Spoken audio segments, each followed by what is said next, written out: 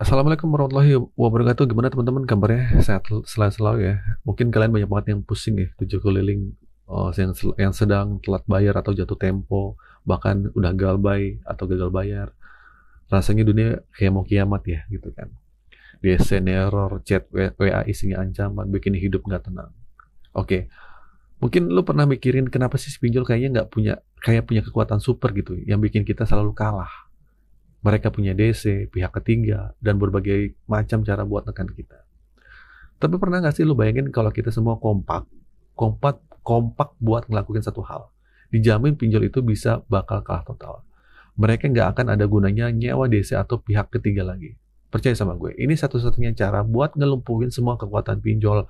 Mau tahu caranya, simak video ini sampai habis. Nah, selama ini gue perhatiin, banyak dari kalian yang seolah menikmati semua kejadian dari pinjaman online. Tapi dengan cara yang salah. Lu terlalu banyak mikir hal-hal yang nggak penting. Sampai akhirnya bingung sendiri gimana cara ngatasin pinjol ini. Bahkan cuma butuh sedikit aja pemikiran yang melangkah maju ke depan. Pinjol itu tumbang atau bakal kalah. Nah heran ya, masalah lu A yang lu pikirin B. Masalah B yang lu pikirin C. Jadi masalah lu sama yang lu pikirin itu bertolak belakang. Atau kemajuan terlalu jauh. Nah seharusnya lu fokus sama masalah yang ada di depan. Buat kalian yang pingin mengalahkan pinjol atau pingin lepas dari jeratan pinjol, dengerin. Pertama, jauhi jebakan jasa-jasa nggak jelas. Ada cara yang simpel, tapi malah banyak pakai jasa backup data lah, jasa pengalihan panggilan lah, beli surat kuasa yang nggak jelas lah, sampai melunasi utang dengan cara berhutang lagi. Ini kan kebodohan. Semua itu berbayar, padahal kita lagi kurangan uang, lagi nggak punya duit, nggak mampu bayar. Ngapain kita hambur-hamburkan uang buat jasa-jasa yang nggak penting kayak gitu? Emang jasa itu beneran bisa nyelesain utang lo? Kalau iya sih nggak masalah, tapi cuma bakal ngabisin uang yang ada di kantong lo. Jujur gue miris banget lihat kayak gini ya, yang pakai jasa joki lah, gitu kan. Nah itu jangan sampai, ya. Belum lagi lo berhadapan sama penipu yang manfaatin kondisi lo. Oke, terus yang kedua, yang buat lo nih, adalah kekuatan di komunikasi. Coba deh lu perhatiin. Semua chat WhatsApp yang mereka kirim itu isinya apa? Gua ajak lu coba lihat ya. Ada yang bilang 1 jam ke depan tidak ada konfirmasi pembayaran, kami akan izin hubungi seluruh kontak yang tercantum. Nggak masalah. Mereka cuma berusaha nanya-nanya lu, biar lu nggak tenang. Dalam bayangan lu kan mereka bilang hubungi seluruh kontak. Wah, mikir semua kontak apa ini bakal dihubungin. Padahal nggak. Maksud mereka cuman kontak darurat. Itu pun belum tentu dihubungin kok. Karena pinjol legal itu ada batasannya. Mereka cuma boleh mengakses kamera, mikrofon, dan lokasi. Bukan kontak. Nah masalahnya dari sini, ketika lu udah dapet chat kayak gini, lu pasti bingung. Nanya sama gue, bang, apakah kontak-kontak yang saya hubungi bang, yang bakal diteror? Bang, apakah nanti mereka akan sebar kontak bang? Nah asumsi ini akhirnya keluar kan. Padahal sumber masalah itu ada di WA sendiri. Seandainya lu nggak baca WhatsApp, ya nggak kayak gini. Pikiran lu nggak akan sekacau ini. Oke, sampai situ paham ya? Terus yang ketiga, buat kalian yang pingin keluar dari jeratan pinjol, ini tolong ya, ini penting. Putus komunikasi. Itu adalah cara untuk mengalahkan pinjol. Dan inilah yang gue sampaikan. Kalahkan pinjol dengan satu cara, yaitu tidak berkomunikasi lagi dengan mereka. Nah, dijamin tumbang. Tapi selama ini lu masih berkomunikasi, hal-hal kayak gitu bakal terus ganggu hidup lu. Dan lu bakal susah banget keluar dari jeratan pinjaman online. Mereka juga suka ngirim chat kayak gini ya, data valid yang dicantumkan, foto selfie, foto KTP, alamat rumah, kantor, nomor rekening, jenis HP lu juga dikasih tahu gitu. Nah ini hal wajar. Kita install aplikasi, kita izinkan beberapa akses buat pengajuan. Mereka minta foto kita selfie, foto KTP. Nah itu hal yang paling pertama, hal umum. Kita diminta isi alamat rumah dan kantor. Nah itu hal umum. Kenapa begitu lu telat bayar, lu masih terkejut sama kata-kata kayak gini? Bukankah ini jadi sumber masalah utama lu?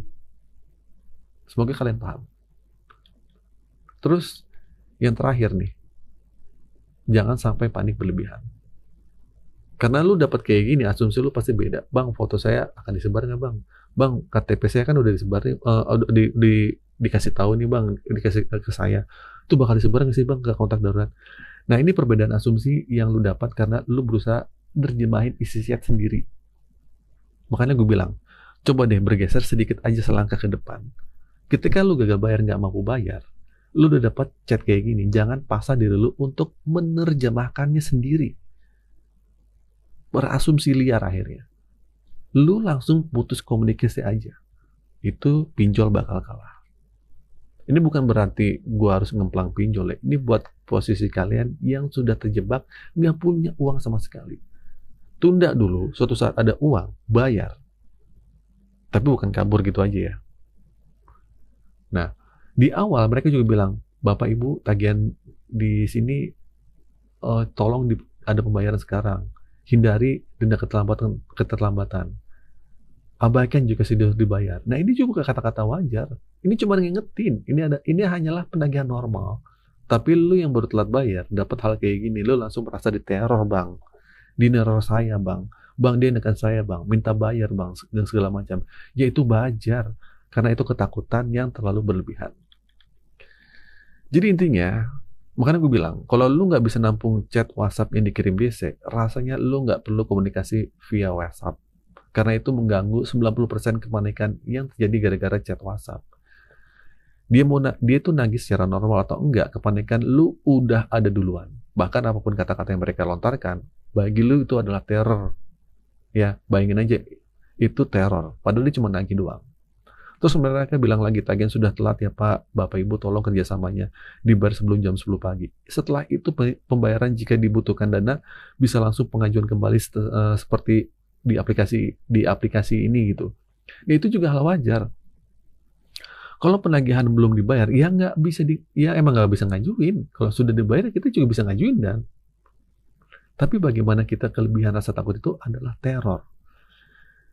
Di bawahnya mereka menyampaikan, maaf untuk tagihan di sini privasi Anda sendiri. Atau memang keluarga sudah tahu tagihan ini. Nah, mereka mencoba memberikan pertanyaan-pertanyaan kecil buat pemikiran lu supaya kacau. Wah, maksudnya apa nih? Wah, ini bakal dikasih tahu ya? Atau gimana ya? Ditambah lagi mereka akan sampaikan 1 jam ke depan. Segala macam. Disinilah petaka mulai terjadi. Kalian akhirnya panik. Oke, itu saja teman-teman video kali ini. Semoga video ini bermanfaat. Buat kalian yang sedang terjebak masalah pinjaman online, semoga kalian pemikirannya tetap tenang. Akhir kata dari saya, Assalamualaikum warahmatullahi wabarakatuh.